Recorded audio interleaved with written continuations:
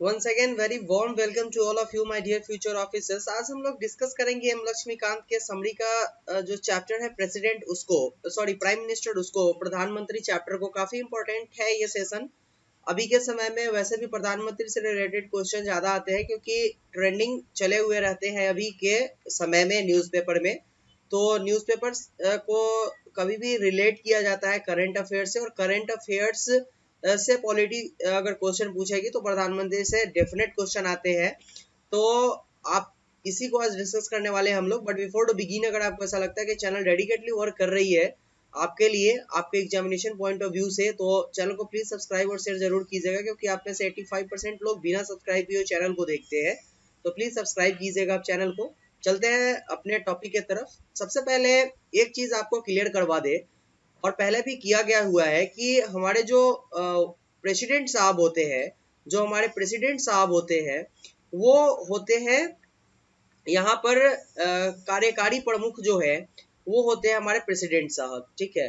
तो कि nominal head जो होते हैं वो हमारे होते हैं प्रेसिडेंट साहब, और जो वर्किंग हेड होते हैं वो हमारे होते हैं प्राइम मिनिस्टर साहब। तो दोनों इंपॉर्टेंट फैक्टर है, दोनों को जानना है। डी ज्यूर एग्जीक्यूटिव और डी फैक्टो एग्जीक्यूटिव दोनों इंपॉर्टेंट है, दोनों को जानना जरूरी है। मतलब कि कार्य जो भी किए जाते हैं संघ के वो सारे राष्ट्रपति के नाम से किए जाते हैं, लेकिन इस पूरे कार्य को अंजाम किसके द्वारा दिया जाता है तो प्रधानमंत्री के द्वारा किया जाता है, ठीक है। क्योंकि प्रधानमंत्री मंत्री परिषद का जो है वो मुखिया होता है। क्लियर है यहाँ की बातें। अब आते हैं हम लोग प्रधानमंत्री के पोस्ट के ऊपर। केवल आर्टिकल 75 में ये बोला गया हुआ है कि भारत के एक प्रधानमंत्री होंगे। इसके लिए अदर कोई टर्म एंड कंडीशन नहीं जोड़ा गया हुआ है। ये केवल भारत के राष्ट्रपति के पश्चात पर्यंत होंगे। अब इसका मतलब ये नहीं होगा पश्चात पर्यंत होंगे तो राष्ट्रपति को जिसको मन करे उसी को प्राइम मिनिस्टर चुन देगा, ऐसा नहीं होता है। इसमें एक टर्म एंड कंडीशन क्या जोड़ा गया कि बहुमत दल प्राप्त का नेता होगा। बहुमत दल प्राप्त जो भी किया होगा पार्टी, उसी का नेता हो सकता है प्रधानमंत्री। लेकिन अगर बहुमत प्राप्त दल कोई ऐसे व्यक्ति को नेता चुनता है जो न लोकसभा का सदस्य है न राज्यसभा का सदस्य है, फिर भी उस व्यक्ति को क्या करना, उस व्यक्ति को जो है वो राष्ट्रपति साहब क्या करेंगे कि प्रधानमंत्री नियुक्त कर सकते हैं। लेकिन इसमें टर्म एंड कंडीशन क्या जोड़ा जाएगा कि उसको 1 माह के भीतर में किसी भी सदन में विश्वास मत हासिल करना होगा। क्लियर है। सेम चीज निकल करके एक बार ऐसा आया, उस 6 माह के भीतर में उसको संसद या किसी भी सदन का सदस्य होना होगा। और अगर किसी कारणवश पूरा बहुमत किसी भी पार्टी को नहीं मिल पाता है और सरकार नहीं बन सकती है, मतलब कि अलायंस में भी, तो क्या होगा कि राष्ट्रपति साहब अपने विवेक से किसी भी बड़े पार्टी को, ठीक है ना, वो सरकार बनाने के लिए क्या करेंगे, आमंत्रण कर सकते हैं। सेम चीज हुआ था 1979 में, जब नीलम संजीव रेड्डी जो थे वो हमारे राष्ट्रपति हुआ करते थे, और मोरारजी देसाई की जो पार्टी थी जनता पार्टी, वो सरकार की पतन हो गई थी, और चौधरी चरण सिंह को प्रधानमंत्री नियुक्त किया गया हुआ था। और उनको 1 महीने के भीतर में क्या करना था, 1 महीने के भीतर में अपने सदन में विश्वास प्राप्त करना था, तब जाकर के सरकार कंटिन्यू हो पाई थी। एक और कंडीशन निकल करके आया हुआ था जब क्या हुआ था कि इंदिरा गांधी की हत्या की गई हुई थी 1984 में।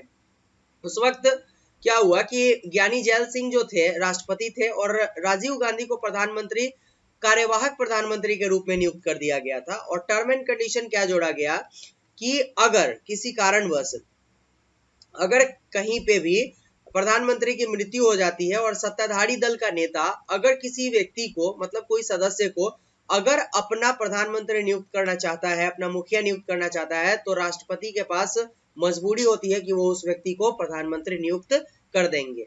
आते हैं नेक्स्ट हम लोग और चीजों के ऊपर, जो इसी तरीके से था 1980 में दिल्ली उच्च न्यायालय ने यह बोला था कि संविधान में यह आवश्यक नहीं है कि व्यक्ति जो होगा प्रधानमंत्री तभी नियुक्त हो सकता है जब उसको लोकसभा में अपना बहुमत सिद्ध किया हो उसने, ठीक है।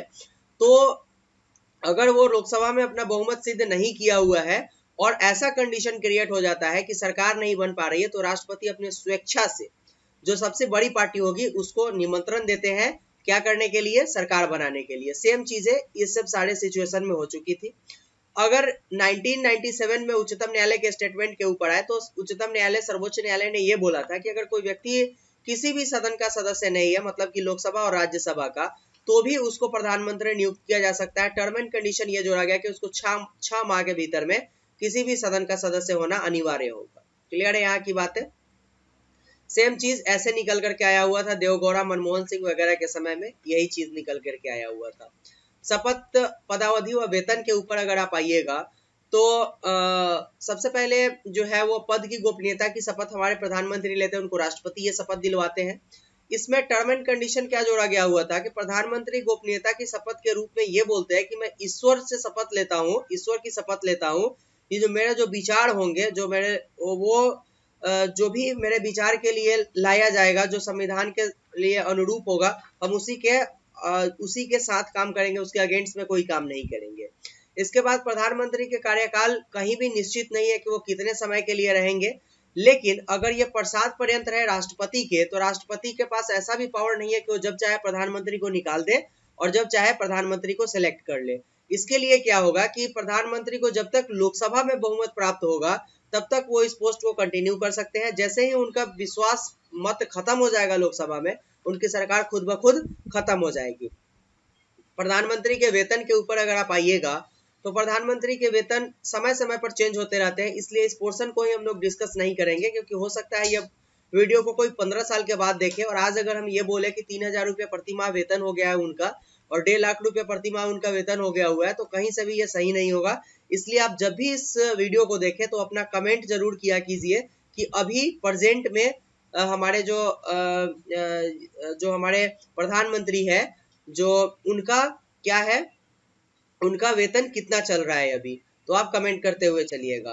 और उसके बाद अगर प्रधानमंत्री के कार्य के ऊपर आप आइएगा तो सबसे पहले मंत्रिमंडल के सदस्य की नियुक्ति करते हैं वो, और उसके बाद नियुक्ति करते हैं और उसकी बर्खास्तगी में क्या करते हैं, उसकी बर्खास्तगी में राष्ट्रपति को सिफारिश करते हैं कि किस व्यक्ति को नियुक्त किया जाए मंत्रिमंडल में और किसको बर्खास्त किया जाए। इसके बाद वो मंत्रिमंडल में सदस्यों को विभाग आवंटित करते हैं कि किसको कौन सा विभाग दिया जाएगा, और प्रधानमंत्री मंत्रिमंडल के प्रधान होते हैं और उनकी मृत्यु जैसे ही हो जाती है मंत्रिमंडल विघटित हो जाता है। फिर नए जो प्रधानमंत्री सिलेक्ट होते हैं वो अपने तरीके से मंत्रिमंडल का गठन करते हैं। इसके बाद अगर राष्ट्रपति को कभी ऐसा लगता है कि संघ में जो कार्य चल रहे हैं उसकी हमको पूरी सूचना चाहिए, अगर वो ऐसा बोलते हैं तो राष्ट्रपति को प्रधानमंत्री सूचना देने के लिए बाध्य होते हैं। क्लियर है यहाँ की बातें, ये सारी चीजें क्लियर है आपकी। तो ये पूरा सेशन था आज का। नेक्स्ट सेशन हम लोगों का सेशन 2 होगा, बट इससे पहले अगर आपको लगा कि ये चीज इंपॉर्टेंट थे आपके लिए तो चैनल को सब्सक्राइब और शेयर कीजिएगा। सेशन 2 में हम लोग और चीजों को डिस्कस करेंगे, प्राइम मिनिस्टर से रिलेटेड चीजों को। मिलते हैं नेक्स्ट वीडियो में, तब तक के लिए thank you, good bye, take care and please subscribe and share the channel.